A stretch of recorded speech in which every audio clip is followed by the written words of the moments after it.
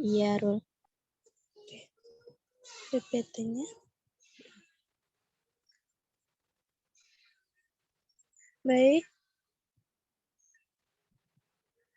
Assalamualaikum warahmatullahi wabarakatuh. Saya Nurul Hardianti sebagai moderator kelompok 4 akan menyampaikan hasil diskusi kami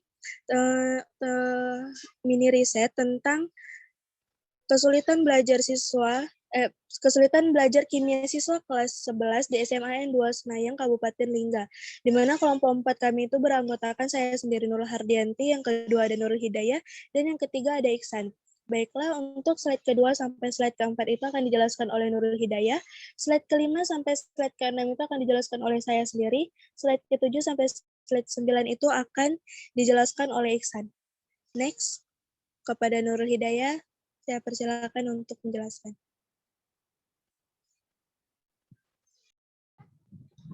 Baik, saya di sini akan menjelaskan pendahuluannya, yaitu kesulitan belajar merupakan suatu keadaan yang menyebabkan siswa tidak dapat belajar sebagaimana mestinya, yang dikarenakan adanya gangguan dalam belajar sehingga keadaan tersebut dapat mempengaruhi prestasi, akan mendapatkan hasil yang kurang optimal dalam proses belajarnya, inteligensi yang rendah, tetapi juga oleh faktor kesehatan dan bakat siswa. Selain itu, pengaruh lingkungan sekitarnya juga menjadi faktor kesulitan belajar bagi siswa, seperti pengaruh lingkungan keluarga, sekolah, dan masyarakat.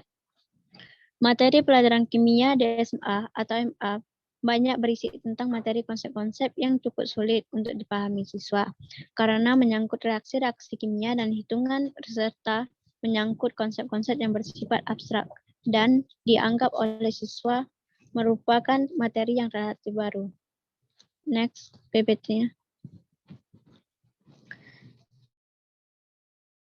Selanjutnya itu ada jenis penelitian. Jenis penelitian yang digunakan yaitu sebuah metode penelitian yang memanfaatkan data kualitatif dan dijabarkan secara deskriptif. Menurut Purwandari tahun 2005, penelitian kualitatif menghasilkan dan mengolah data yang sifatnya deskriptif, seperti angket, transkripsi, wawancara, dan observasi. Next.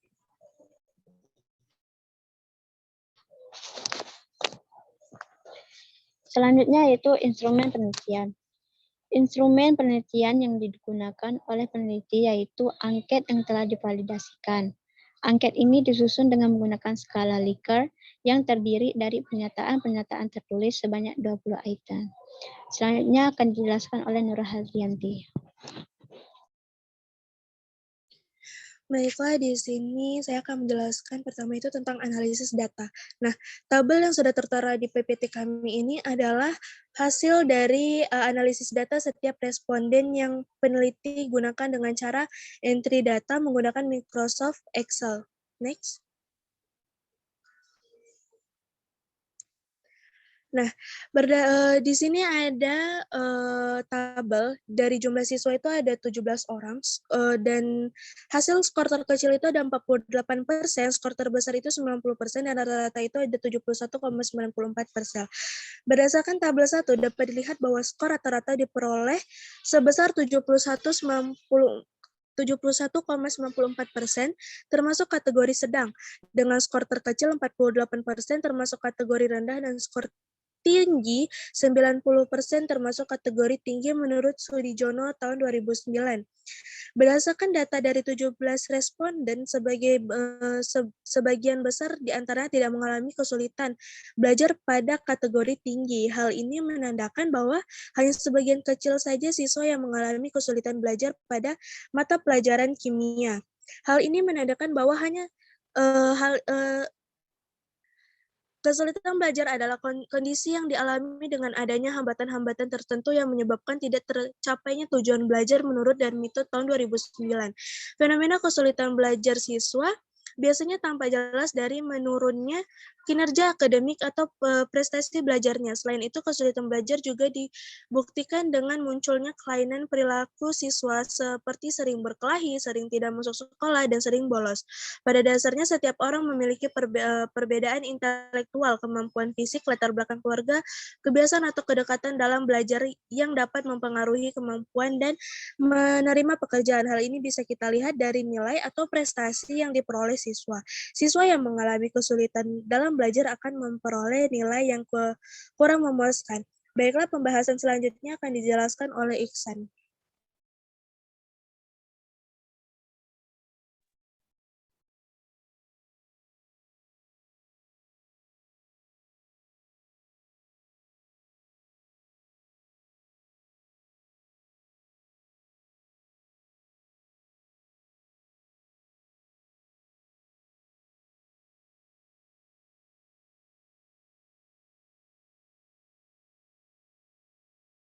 Maaf, Ihsan nggak ada suaranya.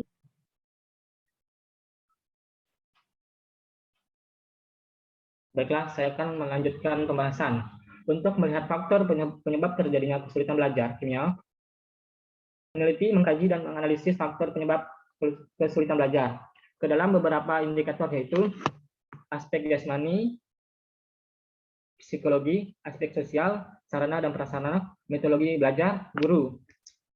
Untuk indikator aspek jasmani diperoleh sebesar 75%, termasuk kategori sedang.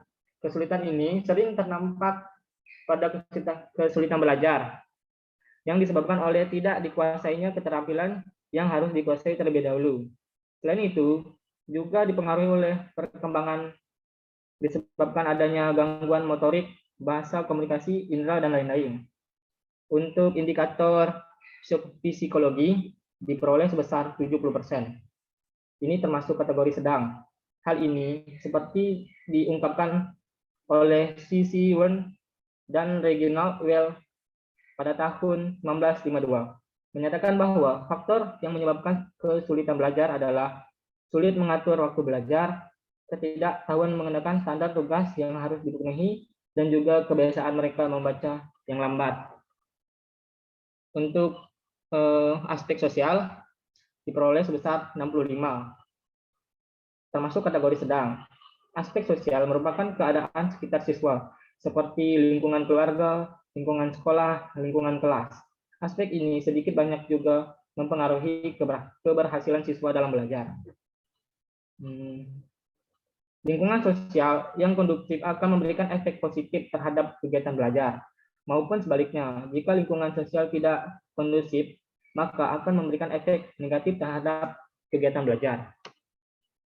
Masuk ke sarana dan prasarana. Di sini diperoleh sebesar 70%, termasuk kategori sedang. Prasarana dapat berupa buku-buku pelajaran yang digunakan, alat untuk praktikum, alat tulis, ruang kelas, laboratorium, dan sebagainya. Kesulitan untuk mendapatkan alat-alat pelajaran, serta langsung ataupun tidak langsung, dapat mempengaruhi keberhasilan belajar siswa. Untuk indikator metode belajar diperoleh sebesar 78%, termasuk kategori tinggi. Metode belajar ialah bagaimana cara siswa mampu memahami suatu konsep mata pelajaran. Beberapa siswa ada yang termasuk ke audio, visual, dan ada juga audio dan visual. Metode belajar juga dipengaruhi oleh guru yang mengajar. Oleh karena itu, untuk pemilihan metode belajar harus disesuaikan dengan kondisi siswa, kondisi sekolah, dan kebutuhan siswa. Untuk indikator guru diperoleh sebesar 80%.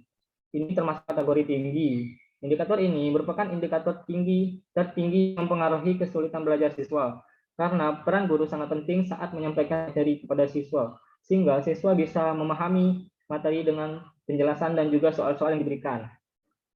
Dengan beberapa indikator bisa dilihat bahwa terdapat 4 indikator yang dikategorikan, yaitu jasmani, psikologi, aspek sosial, dan sarana dan prasarana. Sedangkan dapat 2 indikator yang dikategorikan tinggi, yaitu metode belajar dan guru.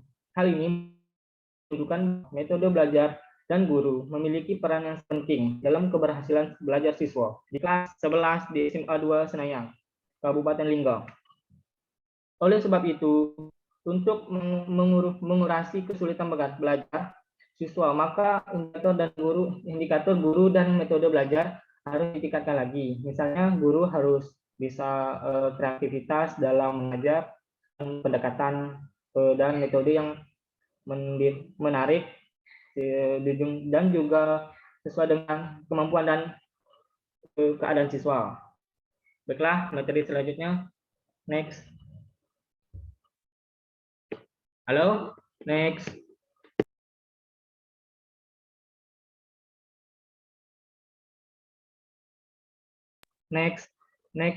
Next pada itu kesimpulan dan saran.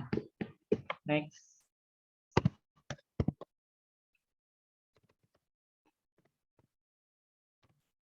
Oke. Baiklah, kita masuk kepada kesimpulan dan saran. Berdasarkan analisis data secara keseluruhan, didapatkan skor rata-rata sebesar 71,94%, yang termasuk kategori sedang. Sedangkan skor untuk setiap indikator yang teridentifikasi menyebabkan kesulitan belajar siswa pada mata pelajaran kimia, diantaranya aspek jasmani, yaitu 75%, psikologi 70%, aspek sosial 60%, sarana dan prasarana 70%, metode belajar 78%, dan guru 80%.